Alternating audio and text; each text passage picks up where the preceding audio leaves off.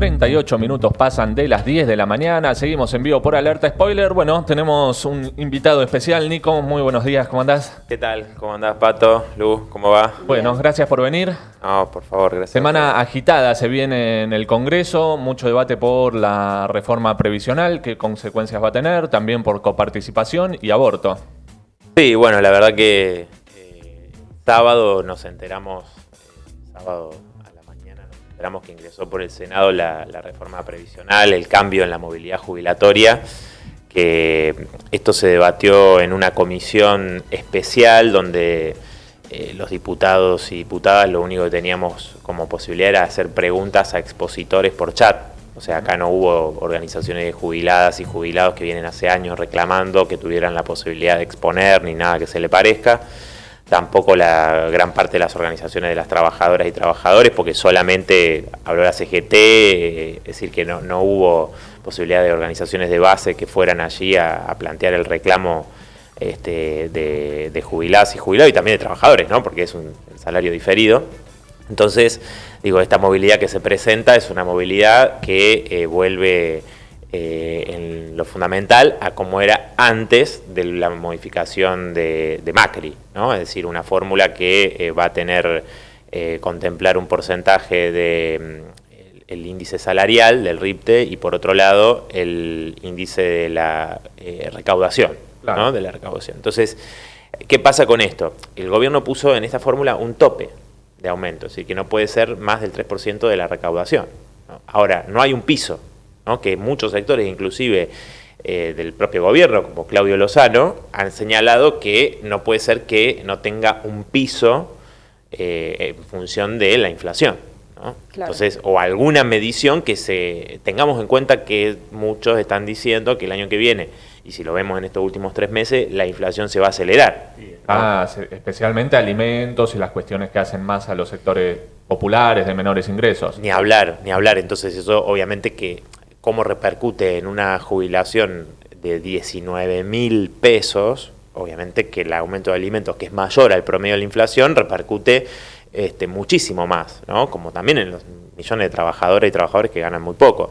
Entonces digo, el objetivo de esta movilidad no es resguardar el ingreso de jubilados y jubiladas, de la asignación universal por hijo.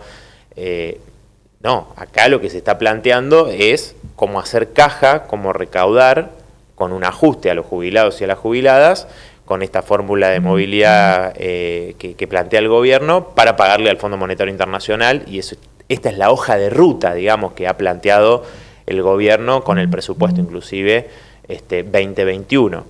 Y agrego una última cosa, digo, ¿no? Acá hay otro elemento que, si ustedes se acuerdan, que en la fórmula macrista, en aquel momento, además de que la modificación buscaba, por la idea de Macri, de que no iba a dispararse la inflación, que la movilidad perjudicara a los jubilados en aquel momento, además le robaron un trimestre. Claro. ¿No? Bueno, ahora también se plantea, porque lo que dicen es que este aumento del 5% de diciembre va a ser descontado de lo que corresponda pagar en marzo, ¿no?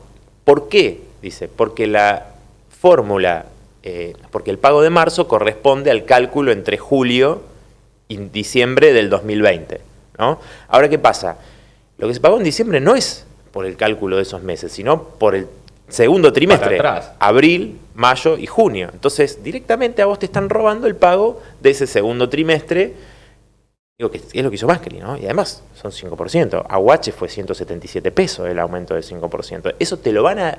Es como que ahora plantearon que es un pago a cuenta, y además tiene otro problema, que es estaría, digamos, siendo... estaría legislando para atrás, ¿no? Claro. Claro. Ahí me parece importante lo que vos decías de la nueva fórmula, que tiene este criterio fiscalista en primer lugar, porque pone un tope que es la recaudación del ANSES, que además te agrego, no solo la inflación del año que viene va a ser del 50%, dicen, o sea, mucho más elevada de esta que ya fue alta, sino que la recaudación este año bajó un montón. Entonces, si van a tomar la recaudación de este año para dar aumentos, va a ser muy baja. Bajó mucho por la caída de la actividad económica y porque hubo una rebaja de las contribuciones a los empresarios. O sea, hubo una transferencia a los empresarios que ahora quieren eso, hacérselo pagar a los jubilados. Y también Nicolás, bueno, esta fórmula viene en reemplazo de una que fue suspendida. O sea, cuando asumió Fernández había planteado recuperar el poder adquisitivo de los jubilados y este año se suspendió también la movilidad.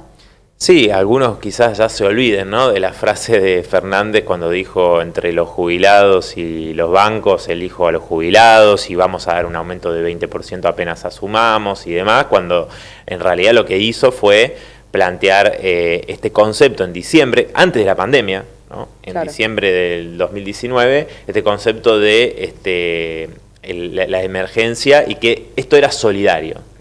Jubilado que cobra 20 lucas tiene que ser solidario con el que en aquel momento cobraba 15.000, claro, ¿no? Entonces, no los grandes bancos, los grandes grupos económicos, sino aquel jubilado que está menos peor, porque digo, 20.000 pesos también en diciembre era realmente muy poco si lo comparamos con la canasta básica de un jubilado, una jubilada que estima la Defensoría de la Tercera Edad de la Ciudad de Buenos Aires, ¿no? Alrededor de 50.000 pesos. Alrededor de 50.000 pesos actualmente, o sea, saquemos la cuenta, 19.000. Está clarísimo que está muy lejos. Entonces, obviamente, con esa suspensión de la movilidad que vos marcabas recién, Lucía, es lo que el gobierno logró, es ahorrarse 75.000 millones de pesos aproximadamente, y a los jubilados les sacó, ¿no?, porque el aumento fue inferior entre creo que un 7 y un 20 y pico por ciento. 7 y un 18%. Y un 18% inferior a lo que correspondía con la movilidad cuestionada de Macri. Claro. ¿No? O sea, estamos hablando que se pagó por debajo de esa movilidad macrista a millones de jubilados y jubiladas, mientras, bueno, hubo un beneficio enorme a grandes grupos económicos, y tengamos en cuenta que ese criterio que tuvo el gobierno de ajustar a los jubilados y a las jubiladas no se modificó, por ejemplo, cuando tuvimos una pandemia, que el principal grupo de riesgo justamente eran los adultos mayores. Eso no se modificó, ese criterio, es decir, bueno, vamos a tener... No, directamente continuó ese ajuste porque es uno de los puntos clave, y además, digo, la movilidad se anunció horas antes de la llegada de la misión del Fondo Monetario Internacional. Sí, pues, ¿no? Fue parte de los saludos, ¿no?, a la bandera que hicieron con el presupuesto de conjunto y esta discusión. Ahora, perdóname, pero está la fórmula, bueno, de los Fernández, digamos, de Cristina y ahora de Alberto Fernández, que es parecida, como vos decías. Está la fórmula de Macri, no sé si Juntos por el Cambio va a estar a favor de que siga la fórmula anterior, pero ¿qué es lo que propone hoy la izquierda para los jubilados? Bueno, mirá, nosotros, o sea, a ver, partamos de la base que hay un debate de fondo que acá nos está planteando, ¿no? Porque el debate de fondo tiene que ver con que el haber jubilatorio está muy por debajo, como decíamos recién, de lo que es la canasta básica del jubilado. Entonces, 19.000 pesos hoy es impensado poder vivir más o menos bien. Claro, imaginemos que si tenés que pagar alquiler, olvídate, no te queda un centavo. Entonces, digo, ahí hay un tema muy importante que nuestro planteo apunta en contra de aquellos que dicen, bueno, no, el problema es que tiene que ser sustentable, ¿no? Entonces, dice, bueno, esto es lo que hay, lo que se puede hacer es esto y no hay más plata porque... No, en realidad, lo que han hecho gobiernos tras gobierno es desfinanciar el ANSES, ¿no? ¿Por qué? Porque se rebajan contribuciones patronales permanentemente. Bueno, Macri lo rebajó aún más, y recordemos que eso se inició con Cavallo en los 90, cuando los redujo las contribuciones, que estaban alrededor del 33%. Entonces nosotros, ¿qué es lo que planteamos? En primer lugar, para recomponer todo lo perdido, ¿no?, y verdaderamente ir hacia el camino del 82% móvil real, ¿no?, del salario de las trabajadoras y los trabajadores. Es decir, cuando la tasa de sustitución hoy está muy por debajo, ¿no es cierto?, de lo que es el 82% móvil. Perdóname la interrupción, Sí. para un salario promedio de estos RIPTE que toma el gobierno es alrededor de no llega al 60% la tasa de sustitución. Claro, bueno, entonces, nosotros ¿qué planteamos? Por un lado esto, ¿no?, la restitución de los aportes patronales. Por otro lado, el blanqueo inmediato de todas las trabajadoras y trabajadores que sufren la informalidad laboral. Es decir, que ahí también hay recursos que los empresarios no están poniendo para el sistema jubilatorio. Entonces hay un permanente de financiamiento y además, por supuesto, impuesto a la renta financiera y una perspectiva completamente distinta para que los recursos no se los lleven los grandes grupos económicos con la fuga de capitales, el Fondo Monetario, los especuladores, sino que vayan a las necesidades populares. Y eso permitiría una jubilación recomponer rápidamente y tender un una jubilación que vaya hacia el 82% móvil, que es el planteo que nosotros hacemos. Y obviamente la actualización, a ver, 6 meses, cada 6 meses no es lo mismo que cada 3, más cuando tenés una inflación como en Argentina, ¿no? En eso es peor que la fórmula de Macri. Por algo se modifica. Claro, por algo hay una modificación, ¿no? Y después, digo, creo que obviamente eso debería estar, como los salarios, de manera automática atado a la inflación, que no se puede perder un centavo, ¿no? de las jubilaciones y los salarios. Pero bueno, creo que lo fundamental de nuestro planteo, que es un proyecto integral que hemos presentado desde el Frente de Izquierda con respecto a todo el sistema previsional, tiene que ver con eso. Y ni hablar de la asignación universal por hijo, ¿no? Los sectores más vulnerables, a los que ahora le sacan el IFE, y la UH, insisto, el último aumento fue de 177 pesos en diciembre. No, y a mí me llama la atención, digamos, hay mucho, charlábamos hace un rato sobre la editorial de Zayat, ¿no? Económica, planteando que no hay ajuste, el fantasma del ajuste, y el otro día justo Ismael Bermúdez, que sigue mucho los temas previsionales, nos decía, si se quisiera realmente decir que los jubilados no van a perder con la inflación, no el 20% que prometió Fernández en la campaña, ni hablar de la canasta básica de jubilados, que no van a perder de hoy, digamos, de este mes en adelante. Se podría poner un asterisco que dice, esta va a ser la fórmula, salvo que la inflación supere, y entonces ahí la inflación es el piso, digamos, por lo que decías vos. Pero ni eso, digamos. Claro, nosotros lo mencionamos en la Cámara de Diputados, ya cuando se venía anunciando esta fórmula, ahora se presentó formalmente, ¿no? Que incluso está esto del trimestre que se roban, que antes no estaba claro. Bueno, y dijimos, acá tiene un techo pero no tiene un piso. O sea, estamos seguros de que no se va a recomponer de lo que se perdió con Macri, que fue alrededor del 20%, y lo que se siguió perdiendo con Fernández. Eso no solo que no se va a recuperar, sino que no está garantizado que no siga perdiendo. Claro, y ahí, Nicolás, esto fue una sorpresa, entre comillas, ¿no? Porque ya la fórmula que venían anticipando que se iba a presentar tenía todos estos problemas de que no tenía un piso, de que está atada la recaudación, etcétera, pero además se agrega ahora este robo, podríamos decir, de un trimestre, ¿no? Y bueno, desde el Frente de Izquierda, ¿ustedes están pensando en convocar ahora una audiencia o qué tipo de actividades están convocando? Sí, vamos a realizar el día miércoles a las 14 horas, vamos a realizar una audiencia virtual, ¿no? Una audiencia pública virtual, porque comúnmente se hacía en la presencialidad, pero bueno, ahora haremos virtualmente una audiencia con distintas organizaciones de jubiladas y jubilados, especialistas. Va a estar Eugenio Semino, por ejemplo, el defensor de la tercera edad. Entonces, la idea nuestra es hacer esta audiencia y distintas actividades. Va a haber un acto también ese mismo día. Va a haber movilizaciones cuando esto se trate en el Senado, ¿no? Estamos convocando una fuerte movilización, por supuesto, y a todas las organizaciones de trabajadoras y trabajadores, ¿no? Insisto que esto está muy relacionado, quizás puede ser para charlar en otro momento, está muy relacionado con, no solo en Argentina, sino en el mundo, cómo se avanza con las reformas previsionales para elevar la edad jubilatoria. Y a la par que pasa esto, se avanza en más precarización laboral y más informalidad. Y menos impuestos para los empresarios. Bueno, lo que desfinancia, digamos, el sistema previsional, y cuando se desfinancia te dicen no hay plata, entonces tenemos que patear la edad jubilatoria. Claro, vos viviste precarizado toda tu vida, trabajaste de manera precaria, mucho tiempo desempleado, porque es lo que está sucediendo con millones y millones, y se agudiza con esta crisis económica, con la pandemia, etcétera.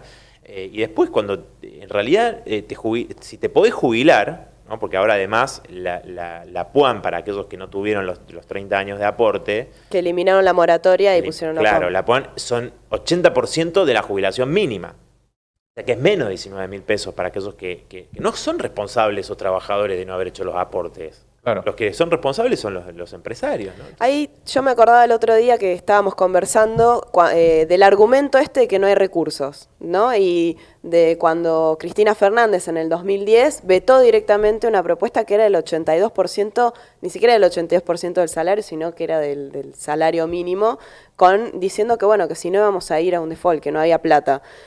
Pero el 35% de los asalariados hoy está en negro, o sea, está trabajando de manera informal. Todo eso es plata que no le entra al ANSES, por ejemplo. No, obviamente, y además, ustedes se acuerdan que hubo una rebaja de retenciones a las patronales agrarias. No solo eso, sino que hay una devolución además de lo que se aumentó anteriormente bajo el gobierno de Fernández, o sea, claro, para los productores de soja. Eso algo que sacó el Ministerio de Agricultura en estos días. O sea que es realmente... Que les van a devolver parte de lo retenido. Lo que significa, digamos, este aumento que se dio en ese momento, bueno, hay un sector de los productores de soja que van a recibir una compensación, ¿no? O sea, las compensaciones son permanentes, es como los bonistas a los que le garantizan sus bonos en dólares, claro. Dice, pobrecito que no tienen... Casi que si comparás las tasas son más altas que las de las LELIC, digamos, porque lo atasa al dólar más las tasas. Exacto. Los ojeros que... Los instrumentos en pesos que están atados a la inflación. Entonces, ¿cómo puede ser que los bonistas tengan sus bonos de especulativo, que son un robo, etcétera, atados a la inflación y los jubilados justamente no? Lo que hacen es desengancharlos de la inflación. O sea, mirar los parámetros qué disímiles son cuando se trata de los sectores populares. Estamos hablando de millones, ¿no? Claro. Que trabajaron toda su vida, con los especuladores de los grandes grupos como Pinco, etcétera, que son estos grandes fondos de inversión, ¿no? Y además, bueno, se nota mucho también la inflación, charlábamos de la inflación y de este desacople, bajan las retenciones, suben los precios de las commodities, por ende suben los alimentos y entonces cada vez más beneficiados también los del campo, sumado a los de los bancos que vos decías. Pero... saliendo un poco ya de este tema, porque la agenda en la semana va a estar cargada, se va a tratar hoy también algo que generó mucho debate, que es si diputados y senadores refrendan la distribución de coparticipación que hizo Fernández. Macri había dado más coparticipación para la policía de la Ciudad de Buenos Aires cuando transfirieron a la federal. Después lo tomaron como prenda de negociación para darle el aumento a la bonaerense. Se está discutiendo qué policía se financia y eso también se va a tratar hoy. Sí, yo estaba pensando en esa famosa frase, ¿no? Que dice, nunca seré policía, claro, ni de provincia ni de capital. O sea, porque acá el debate que hay en realidad es ese. Está buena para arrancar hoy. Sí. Es eso, en realidad el debate que se está discutiendo, se está dando es ese. Cuando, como vos señalás, el traspaso de la policía, digamos, de todo lo que tiene que ver con lo federal, sí, ¿no? Cuando fue el traspaso a la Ciudad de Buenos Aires. Bueno, ahí los recursos que le dio Macri fueron con chapa, con extra, sí, ¿no? Es decir, no era lo que le correspondía, digamos, desde un punto de vista, sino que le dio muchísimo más. Entonces, ¿el gobierno qué hizo? Cuando la policía bonaerense rodeó la Quinta de Olivo, la casa de Axel Kicillof, se amotinó, etcétera. Bueno, Bernie cuando la policía era golpista y no... Claro, se escondió debajo de la cama, ¿dónde estaba? No habló no habló en ningún medio. Bueno, en ese momento dijeron, bueno, vamos a sacar un decreto y ese extra que le dio Macri lo vamos a sacar y se lo vamos a dar a la policía bonaerense, que fue más o menos el número que calculaban, con no solo el aumento del sueldo, digamos, que quedó en un piso de 50.000 pesos, mientras los médicos están reclamando, de la provincia de Buenos Aires, están reclamando la paritaria. O sea, no hay aumento para los médicos, pero hay aumento para la policía, un aumentazo, ¿no? Un aumentazo. Hoy escuchaba un trabajador del Garrahan, 7% a las y los trabajadores de la salud del Garrahan, por ejemplo. Bueno, son los que estuvieron en la primera línea todos estos 8 meses, ¿no? Entonces...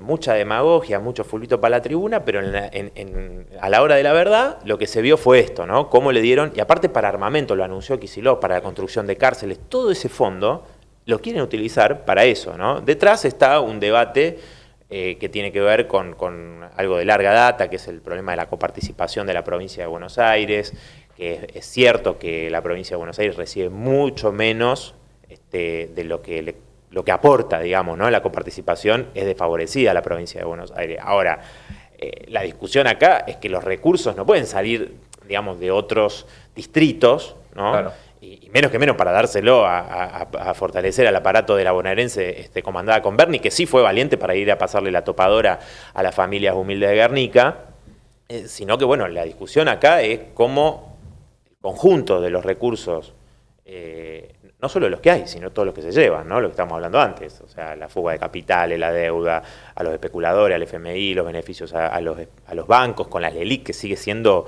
un drenaje de recursos permanente del Estado, etcétera.